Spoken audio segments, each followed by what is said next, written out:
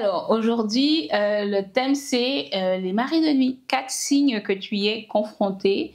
Alors, dans la vidéo du jour, on va rester court. Donc, du coup, je ne vais pas m'étendre sur le sujet. C'est un sujet qu'on aborde plus en détail dans notre programme Équipé pour son mariage. C'est là où on répond aux questions. C'est là où on explique ce qui se passe. Dernièrement, j'ai vu une jeune femme, en fait, qui disait que comme dans Genèse à Apocalypse, on ne voit pas que la Bible fasse une description détaillée dans plusieurs livres des maris de nuit, donc on doit faire comme si ça n'existe pas. Je pense que c'est une très mauvaise habitude. Enfin, c'est pas une mauvaise habitude, c'est grave de faire abstraction de quelque chose qui vient te visiter tous les soirs ou régulièrement et de faire comme si ça n'existe pas, alors que l'expérience en elle-même perdure. Ok? Donc, en ce qui concerne les maris de nuit, moi, je dirais simplement que bibliquement, je vais mettre le passage où on parle de Lilith. Lilith, en fait, dans la culture juive, puisque la Bible vient des Juifs et que les Juifs ont une culture, et les démons existaient dans la culture juive avant que la Bible ne soit écrite. Ensuite, quand elle fut écrite, et le mari de nuit, il y a une petite mention dans la Bible qui montre que ça existait à l'époque. Et Lilith, en fait, c'est un démon qui est issu du judaïsme. C'est dans le judaïsme qu'on découvre Lilith, et ça a exactement le même fonctionnement que mari de nuit ou qu'une femme de nuit. Donc, du coup, on ne va pas démontrer tout cela aujourd'hui. Si tu veux avoir plus de renseignements, viens en 2025 dans notre programme Équipé pour son mariage. Ok? Sinon, 4 signes que tu y es confronté. Premièrement, tu as des relations sexuelles dans les rêves. Oui. Soit tu es violé, soit c'est consenti, mais tu as des relations sexuelles qui sont extrêmement... on dirait que c'est la réalité, mais c'était dans ton rêve. Ok. Moi, je me rappelle d'une collègue. Quand je travaillais avec beaucoup de caucasiens. J'étais en général la seule noire. Et donc, du coup, un jour, je vais au travail. Et parce que je pensais que c'était que les noirs qui étaient confrontés à ça. Et puis, elle dit que non, elle n'est pas chrétienne. Hein. Non, en fait, elle a fait un rêve. Elle a couché avec Brad Pitt. Mais c'est dingue, c'était comme si elle a senti Brad Pitt à l'intérieur d'elle. Elle dit, oh waouh. Donc je me suis dit que effectivement, c'est pas quelque chose qui concerne les noirs, ça concerne tout le monde. Ok, donc tu as des relations sexuelles récurrentes dans tes rêves, soit tu es violé, soit tu es consenti, soit tu le subis, soit en fait des gens viennent régulièrement dans tes rêves pour coucher devant toi pour t'exciter. Il y a de grandes chances que tu es confronté à un mari de nuit. Ensuite, il faut regarder aussi dans sa famille. Hein. Là, les gens ne vont pas parler de ça dans la famille, mais ça, c'est à ton niveau. Au niveau de ta famille maintenant, est-ce que les mariages durent? Et si tant est que les mariages durent, est-ce qu'ils sont épanouis ou est-ce qu'ils sont misérables? Il y a des familles, les gens se marient, ils ont 6 mois de bonheur et 30 ans de misère. C'est pas la volonté de Dieu. Parfois, même chez les chrétiens, on peut être dans des familles où tout le monde est marié, mais où personne n'est heureux dans son mariage. C'est pas la volonté de Dieu.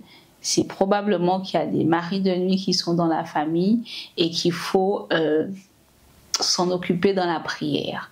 Ensuite, tu as déjà eu des relations, mais ça n'aboutit jamais. Quand il s'agit de se marier, quand il s'agit, si tu es marié, d'avoir des enfants, c'est très compliqué.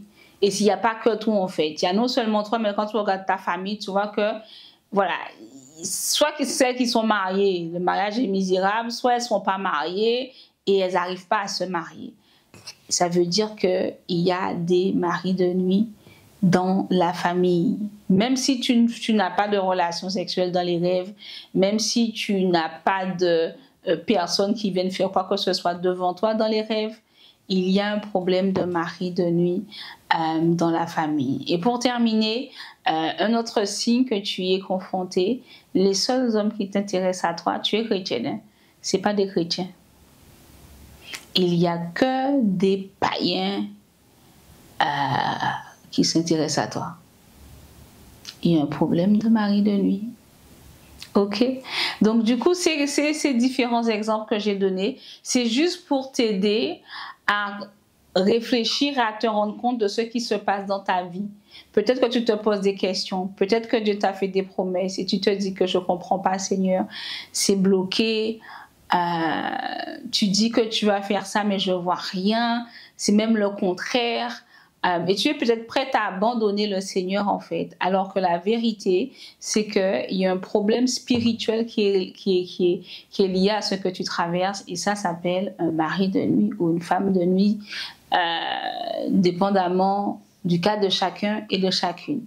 Donc moi, ce que je voudrais t'encourager à faire, pour toi qui te poses des questions, pour toi qui as eu des promesses de la part du Seigneur, pour toi qui vois que les choses n'avancent pas, pose-toi les questions. Est-ce que j'ai des relations sexuelles dans mes rêves ou est-ce qu'il y a des personnes qui viennent se mettre nues devant moi dans les rêves ou qui essaient de m'exciter dans les rêves?